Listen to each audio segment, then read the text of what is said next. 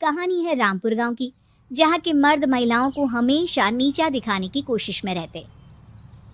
अरे अभी तक खाना नहीं आया क्या? मुझे एक और शादी करने की जरूरत है। नहीं जी नहीं, ऐसा मत करना, वरना मैं कहाँ जाऊंगी। खाना लेकर मैं अभी आई जी। गांव की पंचायत में भी फैसले हमेशा औरतों के खिलाफ ही रहते। मैं जो फैसला सुनाता हूँ वो भगवान की आज्ञा होती है। इस लड़के ने अपने मन से शादी करके अच्छा नहीं किया। लड़के को घर भेज दो और इसकी शादी इसकी जाति की किसी लड़के से करवा दो।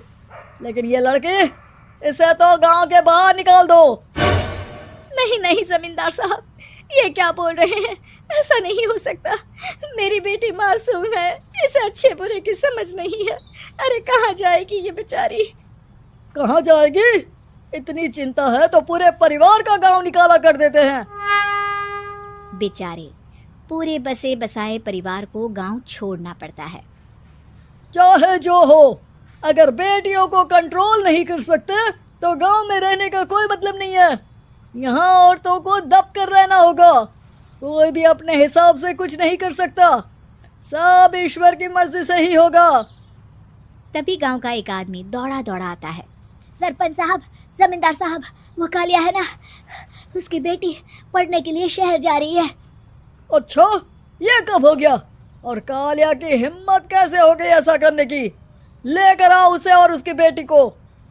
बस फिर क्या था, हाजिर हो जाते हैं कालिया और उसकी बेटी सरपंच के सामने। अरे कालिया, ये क्या सुनने में आ रहा है? बेटी को इंजीनियर बना रहा है तू? और ये बता, गांव में तो स्कूल नहीं है, फिर कहाँ से इतनी क्लास पास कर गई तेरी बेटी? राधा, जो कि कालिया की बेटी है, उसे लगता है कि सरपंच उसकी तारीफ कर रहे हैं। सरपंच जी, मैंने ऑनलाइन पढ़ाई की है, डिस्टेंस लर्निंग से। सभी में मैंने अच्छे नंबर पाए हैं, जिसे देखते हुए शहर की इंजीनियरिंग कॉलेज में मुझे स्कॉलरशिप मिली है। वाह जी वाह, क्या होती है ये? पहले तो ये बताओ, फिर आगे की बात करते हैं। पूरा गांव राधा की बात सुन रहा था और राधा बोलती जा रही थी। तो ऐसे मैं फ्री में एक अच्छी शिक्षा लेकर गांव में जो कुछ परेशानियां हैं, जैसे बिजली, पानी और इंटरनेट जैसी समस्याओं के लिए काम करूंगी। मैं गांव को शहर से जोड़ने के लिए पुल का निर्माण करवाने का प्रस्ताव रखूंगी। मुझे पूरी उम्मीद है कि जल्द ही हमारा गांव भी तरक्की की राह पर चल पड़ेगा। राधा की बात सुनकर सारे गांव वाले ताली बजाने लगते हैं। सरपंच को समझ नहीं आता कि वो क्या करे। चुप रह नादान लड़की, गांव के खिलाफ जाने के लिए तुझे गांव से बेदखल कर दिया जाएगा, वो भी पूरे परिवार के साथ। और हाँ, अगर ठीक से गांव में रहना चाहती है तो ये पढ़ाई लिखाई छोड़ दे। हम तेरे लिए गांव का कोई होनहार लड़का देखेंगे। तभी गांव का एक आदमी बोल पड़ता है। अरे नहीं नहीं सरपंच जी, राधा बिटिया जो बता रही है, अगर वैसा हो जाए तो हम लोगों को पैसा कमाने के लिए बाहर नहीं जाना पड़ेगा।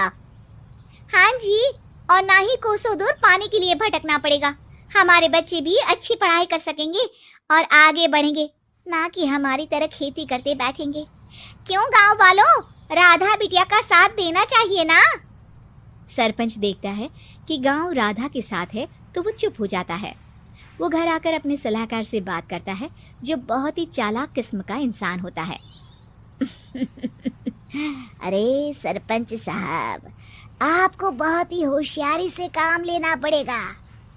एक बार गांव तरक्की कर गया, यहाँ के बालक पढ़ लिए तो कोई ना पूछेगा आपको। और फिर ये जो बेटा और बेटी है ना आपके, इनको भी आम लोगों की तरह ही जीवन जीना होगा। हाँ, लेकिन करे तो क्या करे? वो ना आप मुझ पर छोड़ दीजिए, बस मैं जैसा बोलूं करते जाइए। अगले रोज सुबह जब गांव वाले सोकर उठते हैं तो राधा के घर के बाहर और साथ ही वो लोग जिन्होंने राधा का सपोर्ट किया था, उनके घर के आगे लाल रंग से कल आऊंगी लिखा होता है। कल आऊंगी? ये क्या होता है? अरे यह तो खून से लिखा है, लगता है कोई भूत प्रेत या चुड़ैल का साया है। चलो सरपंच जी के पास चलते हैं। सभी सरपंच के पास जाकर उसे सारी बात बताते हैं। और ये तो बड़ी मुश्किल की बात है। चलो, मैं एक बाबा को जानता हूँ, उन्हें बुला लेता हूँ। सरपंच बाबा को लेकर गांव के घर के बाहर जाता है। ओहो, तो ये वो चुड़ैल है जो उन लोगों को निशाना बनाते हैं जो गांव को बदलने का सपना देखते हैं। वो गांव को ऐसे ही संपन्न देखना चाहती है। वो नहीं चाहती कि कोई बाहरी यहाँ का कायाकल्प करे। क्या तुम लोगों में से किसी ने गांव को बदलने की सोच रखी है? तभी राधा की माँ रोते रोते आती है।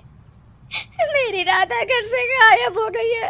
अरे कोई तो बचाओ, मेरी बच्ची कहाँ गई?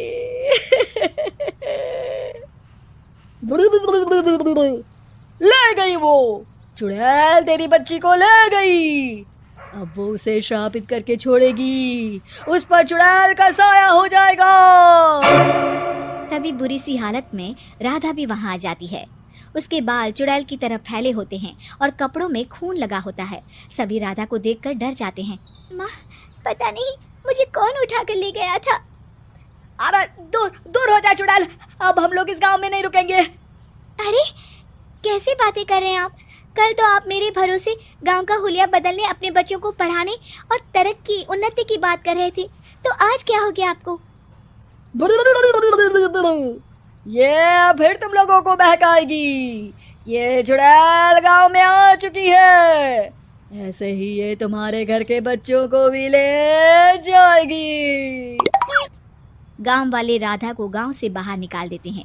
उसके माँ बाप रोते रहते हैं, लेकिन गांव वाले नहीं मानते। मैं भी अपनी बहन के साथ गांव के बाहर रहूंगा, लेकिन वो पढ़ाई नहीं छोड़ेगी। वहीं सरपंच के घर पर सलाहकार कहता है। देखा, सांप भी मर गया और लाठी भी नहीं टूटी। लेकिन अगले ही दिन सरपंच के घर के बाहर भी वही शब्द लिखे होते हैं। और फिर सरपंच की बीवी कहती है, हमारी बेटी को किसी ने अगवा कर लिया है। तभी राधा का भाई वहां आ जाता है। अरे गांव वालों, मैंने सरपंच जी की बेटी को देखा था। वो चुड़ैल उसे उठाकर ले जा रही थी। अरे क्या मजाक कर रहे हो?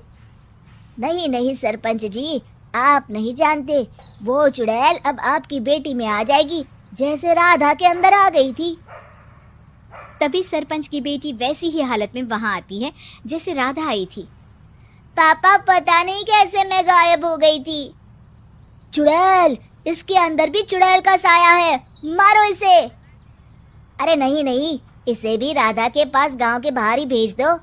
अरे चुप रहो, मेरी बेटी कहीं नहीं जाएगी और चुड़ैल वुड़ैल कुछ नहीं होता है। अरे कैसे बात कर रहे हो सरपंच जी? आप तो बोल रहे थे कि आपका फैसला भगवान का ज्ञान होता है, तो अपने पर बात आई तो अब आप ऐसे बोल रहे हैं। अरे ना ना ना, आपको अपनी बेटी को त्यागना ही होगा। अरे बुलाओ बाबा को। राधा का भाई बाबा को ले आता है, जिसे अब गांव वालों के डर के कारण सच बोलना पड़ता है। मैं कोई बाबा नहीं हूँ, मैं तो मोची था। ये सलाहकार महोदय ने मुझे कहा था एक्टिंग करने को। अब वो मुझे पैसे देने वाले हैं। अब मुझे माफ कर दो।